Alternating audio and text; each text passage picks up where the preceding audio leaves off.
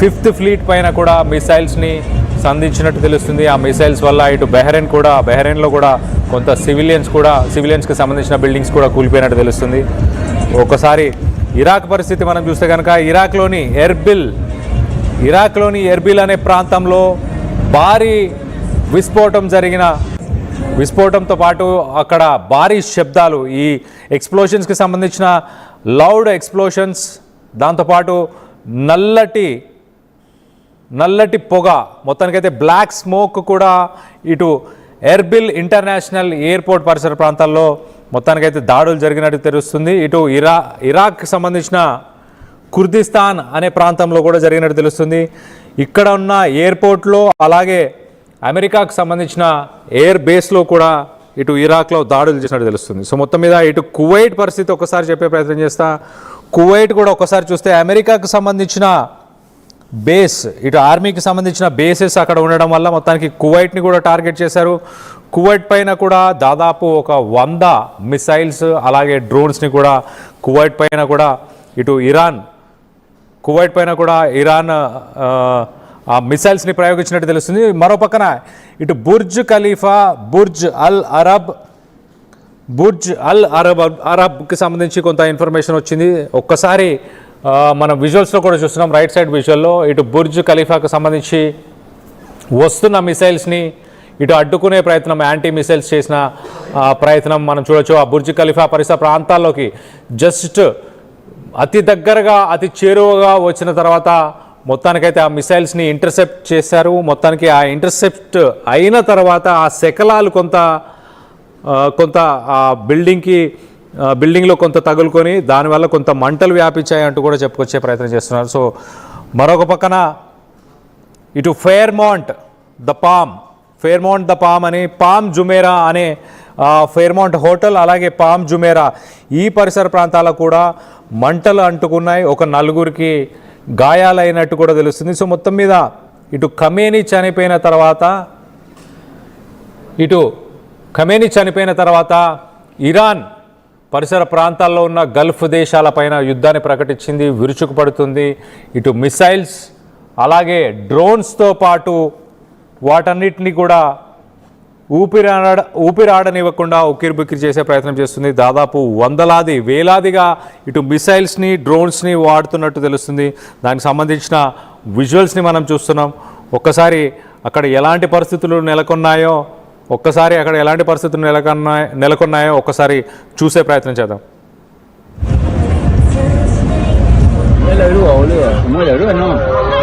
El avión está en el edificio. No veo nada yo. ¿A dónde está el avioncito? Ahí está, ahí se vio. Mirá el humo. ¿A dónde? Dale, dale, boludo. Qué locura, amigo.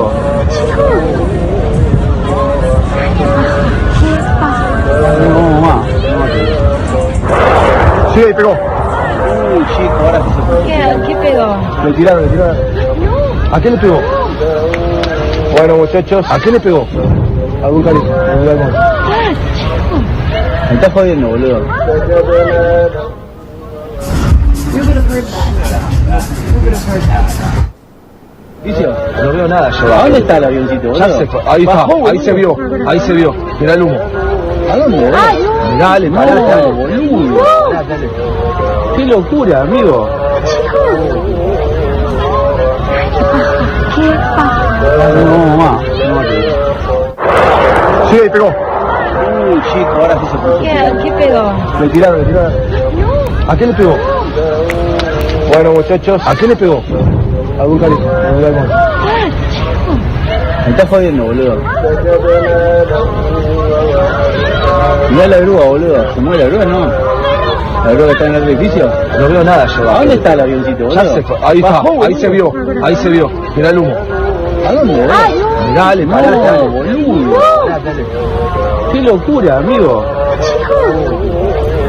మనం విజువల్స్లో చూస్తున్నాం. So మొత్తం మీద Gulf దేశాలన్నింటినీ కూడా ప్రస్తుతానికి Iran target చేస్తుంది. పరిసర ప్రాంతాల్లో ఉన్న అన్ని గల్ఫ్ దేశాలకు సంబంధించిన అమెరికన్ బేసెస్ని మొదటగా టార్గెట్ చేసింది. ఇప్పుడు అక్కడ ఉన్న రెసిడెన్షియల్ బిల్డింగ్స్ని మరి రానున్న కొన్ని గంటల్లోనే, క్షణాల్లోనే ఇటు ఇరాన్కి సంబంధించి అటు పరిసర ప్రాంతాల్లో గల్ఫ్ దేశాలకు సంబంధించిన ఆయిల్ ట్యాంకర్స్ని కూడా టార్గెట్ చేసే అవకాశం ఉన్నట్టు తెలుస్తుంది. గతంలో కూడా ఇటు ఖమేనీ చాలాసార్లు నా మీదకు ఇరాన్ని టార్గెట్ చేస్తూ యుద్ధం చేస్తే కనుక నేను గల్ఫ్ దేశాలని ఖచ్చితంగా టార్గెట్ చేస్తాను, అక్కడున్న చమురు వనరులు ఆయిల్ రిజర్వ్స్ ఏవైతే ఉన్నాయో వాటిని కూడా టార్గెట్ చేస్తాను, అదొక ట్రేడింగ్ పాయింట్ లాగా వాడుకునే ప్రయత్నం చేస్తారు అంటూ ఇటు డిఫెన్స్కి సంబంధించిన అనలిస్టులు, జియోపొలిటికల్ అనలిస్టులు కూడా గతంలో కూడా చెప్పుకొచ్చారు.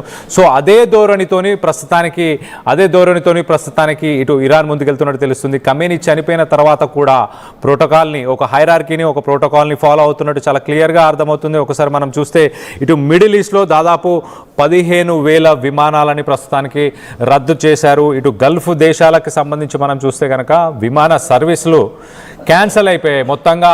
ఇటు ఎయిర్ స్పేస్, దుబాయ్కి సంబంధించిన ఎయిర్ స్పేస్, ఇరాన్కి సంబంధించిన ఎయిర్ స్పేస్, ఖతర్, అలాగే ఇటు జార్డన్, మిడిల్ ఈస్టర్న్ కంట్రీస్కి సంబంధించిన ఎయిర్ స్పేస్ మొత్తంగా ఒక్కసారి మనం చూస్తే కనుక ఇటు దాదాపు 110 ఇంటర్నేషనల్ ఎయిర్పోర్ట్స్ ఉన్నాయి మొత్తంగా ఈ మిడిల్ ఈస్టర్న్ గల్ఫ్ కంట్రీస్ అలాగే ఇరాన్ మొత్తంగా కలుపుకుంటే కనుక కొన్ని లక్షల మంది ప్రయాణికులు ప్రతిరోజు ఈ ఎయిర్పోర్ట్స్ నుంచి ప్రయాణిస్తూ ఉంటారు. అలాంటి ఈ ఎయిర్ స్పేస్ మొత్తం అలాగే ఈ ఎయిర్పోర్ట్స్ అన్నీ కూడా మొత్తానికి ఫ్లైట్ సర్వీసెస్ని క్యాన్సిల్ చేసాయి, ప్రస్తుతానికి నిలిపివేశాయి. ఒకసారి మనం చూడొచ్చు, ఇటు ఒక్కసారిగా ఈ ఎయిర్ స్పేస్ నిలిచిపోవడం వల్ల ఇటు రవాణా శాఖకు కూడా కొన్ని లక్షల్లో, కొన్ని కోట్లలో నష్టం జరుగుతుంది. అలాగే ఎట్ ద సేమ్ టైం ఇటు ఇండియాకి సంబంధించి మనం ఒకసారి మాట్లాడుకుంటే కనుక ఇండియా నుంచి ఇటు శంషాబాద్ ఎయిర్పోర్ట్ నుంచి కావచ్చు దాదాపు 25 విమానాలు ఆల్రెడీ రద్దయిపోయాయి. సో మొత్తంగా ఒకసారి చూస్తే కనుక దీని ఇంపాక్ట్ ఇంటర్నేషనల్ ఎయిర్ ట్రావెల్ పైన ఆల్రెడీ ఇటు యుక్రెయిన్ రష్యాకి సంబంధించిన యుద్ధం జరుగుతుంది, మరో పక్కన ఇటు ఆఫ్ఘనిస్తాన్ పాకిస్తాన్కి సంబంధించిన యుద్ధం జరుగుతుంది. ఈ యుద్ధాలు జరుగుతున్న సమయంలో మొత్తానికైతే ఇటు మిడిల్ ఈస్టర్న్ కంట్రీస్కి మొత్తంగా భారీ ఎత్తున ఇప్పుడు నష్టం అని చెప్పుకోవచ్చు. ఒక్కసారి మనం చూస్తే కనుక 15,000 విమానాలు రద్దు చేశారంటే ఆలోచించవచ్చు. 110 ఎయిర్పోర్ట్లని ప్రస్తుతానికి సస్పెండ్ చేశారు. దుబాయ్ ఇంటర్నేషనల్ ఎయిర్పోర్ట్ని కూడా టార్గెట్ చేస్తూ ఆ దుబాయ్ ఇంటర్నేషనల్ ఎయిర్పోర్ట్ పైన కూడా మిసైల్స్, ఇటు ఇరాన్ నుంచి మిసైల్స్ వచ్చాయి. మొత్తానికి దుబాయ్ ఇంటర్నేషనల్ ఎయిర్పోర్ట్ కూడా ప్రస్తుతానికి ఎయిర్పోర్ట్లో కూడా కొంత మంటలు చెలరేగాయి అంటూ కూడా ప్రస్తుతానికి వార్తలు వస్తున్నాయి. సో అక్కడ ఆల్రెడీ ఇటు ప్రికాషన్స్ తీసుకుంటూ ప్రివెంటివ్ మెజర్స్ కింద ఇటు గల్ఫ్ దేశాలకు సంబంధించిన వాళ్ళు ఇటు బుర్జ్ ఖలీఫాని ఖాళీ చేయించేశారు, అలాగే దుబాయ్ ఇంటర్నేషనల్ ఎయిర్పోర్ట్ని కూడా ఖాళీ చేయించేశారు. సో మొత్తం మీద ఇరాన్ ప్రస్తుతానికి విరుచుకుపడుతుంది, గల్ఫ్ దేశాలని ఉక్కిరిబిక్కిరి చేస్తుంది. కొంతసేపట్లోనే ఇటు ఇరాన్కి సంబంధించి ఇటు గల్ఫ్ దేశాలకి సంబంధించిన ఆయిల్ రిజర్వ్స్ని నెక్స్ట్ టార్గెట్ చేయబోతున్నారా అన్న కోణంలో ప్రస్తుతానికి ఇప్పుడు విశ్లేషిస్తున్నారు. ఇటు అజీజ్ నాసిర్ జాదే, ఇరాన్ రక్షణ మంత్రి, ఇరాన్ డిఫెన్స్ కౌన్సిల్ అని చెప్పుకోవచ్చు. ఇరాన్ డిఫెన్స్ కౌన్సిల్ చనిపోయాడు. ఇటు IRGC, ఇటు ఇస్లామిక్ రెవల్యూషనరీ గార్డ్స్కి సంబంధించిన కమాండర్ కూడా చనిపోయారు. దీనికి సంబంధించిన లేటెస్ట్ బ్రేకింగ్ వస్తుంది. సో మొత్తం మీద ఇటు ఇరాన్కి సంబంధించిన టాప్ లీడర్స్, ఇటు ఖమేనీతో పాటు మినిస్టర్స్, అలాగే ఆర్మీకి సంబంధించి ఇటు డిఫెన్స్కి సంబంధించిన రక్షణ మంత్రి కానీ, అలాగే ఇటు ఇస్లామిక్ రెవల్యూషనరీ గార్డ్స్కి సంబంధించిన కమాండర్ కూడా చనిపోయాడు. ఇటు సౌదీ అరేబియాకి సంబంధించి బాంబుల వర్షం జరుగుతుంది. మనం ఇటు రైట్ సైడ్ మొదటి విజువల్లో మనం చూస్తున్నాం బాంబుల వర్షం. అక్కడ ఒక ఆయిల్ రిజర్వ్ పైననే ఆ బాంబు వేసినట్టు చూస్తుంది. ఒక్కసారి మనం మంటలు చూడొచ్చు. ఆ మంటలు ఎంతగా ఎగిసిపడుతున్నాయి, ఆకాశాన్ని అంటేలాగా ఆ మంటలు ఎగిసిపడుతున్నాయి. అలాంటి ఒక సిచ్యువేషన్ ప్రస్తుతానికి ఇటు సౌదీ అరేబియాలో ఉంది. ఆ సౌదీ అరేబియాకి సంబంధించిన ఆయిల్ రిజర్వ్స్ని మరి ప్రస్తుతానికి ఇరాన్ టార్గెట్ చేసిందా, అదే విధంగా కనిపిస్తుంది. అక్కడ మంటలు ఏమాత్రం కూడా తగ్గట్లేదు. ఒక ఆయిల్ రిజర్వ్ పైననే ఈ మిసైల్స్ కానీ ఈ బాంబ్స్ కానీ వేసినట్టు తెలుస్తుంది. సో మొత్తం మీద ఆ విజువల్స్ని మనం చూస్తున్నాం. ప్రస్తుతానికి సౌదీ అరేబియాకి సంబంధించిన విజువల్స్ చూస్తున్నాం. మరో పక్కన ఇటు రాత్రి సమయంలో జరిగిన దాడిలో రైట్ సైడ్ ఇంకొక బాక్స్లో మనం చూస్తున్నాం. ఇటు వెలిగిపోతున్న ఆకాశాన్ని చూడొచ్చు, చీకట్లో వెలిగిపోతున్న ఆకాశాన్ని. ఇటు చుక్కలు ఇటు ఆకాశం నుంచి ఒక నిప్పు రవ్వలు ఎలా అయితే భూమి మీదకి వస్తున్నాయో అదేవిధంగా మిసైల్స్ వచ్చే ఆ విజువల్ని మనం చూస్తున్నాము. సో వందలాదిగా మిసైల్స్ని పంపించారు, కంటిన్యూస్గా మిసైల్స్ని ఇటు రెండు వైపులా, ఇటు గల్ఫ్ కంట్రీస్కి, ఇటు సౌదీ అరేబియాకి కావచ్చు, అలాగే మిగతా దేశాలపైన కూడా ప్రస్తుతానికి ఇటు బాంబుల వర్షం కురుస్తుంది. ఇటు సౌదీ అరేబియాకి సంబంధించి మనం ఒకసారి చూస్తే కనుక ఇటు దుబాయ్ కూడా అలాంటి పరిస్థితి. ఇటు దుబాయ్ ఇంటర్నేషనల్ ఎయిర్పోర్ట్కి సంబంధించిన విజువల్ రైట్ సైడ్ బాక్స్లో, ఫస్ట్ బాక్స్లో మనం చూస్తున్నాం. ఇంటర్నేషనల్ ఎయిర్పోర్ట్లోనే డైరెక్ట్గా మిసైల్ లాంచ్ అయింది. డైరెక్ట్గా మిసైల్ ఇంటర్నేషనల్ ఎయిర్పోర్ట్లోనే లాంచ్ అయింది.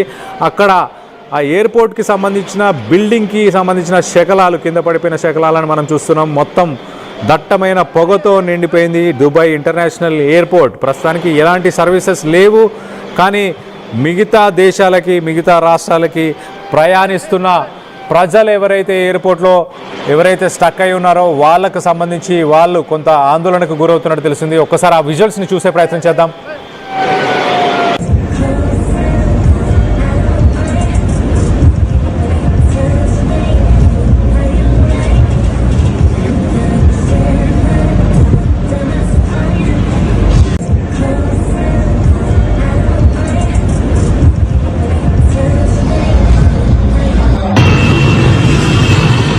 حركة المويه توسع. يا الله من الناس ما لك الحرك مش سهل. تكفي تصفيها ما لك مفتاح.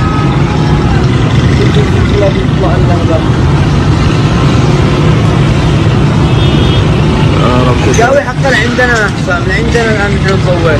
ايوه نصف الجاوي ما لك كله غاز وبترول.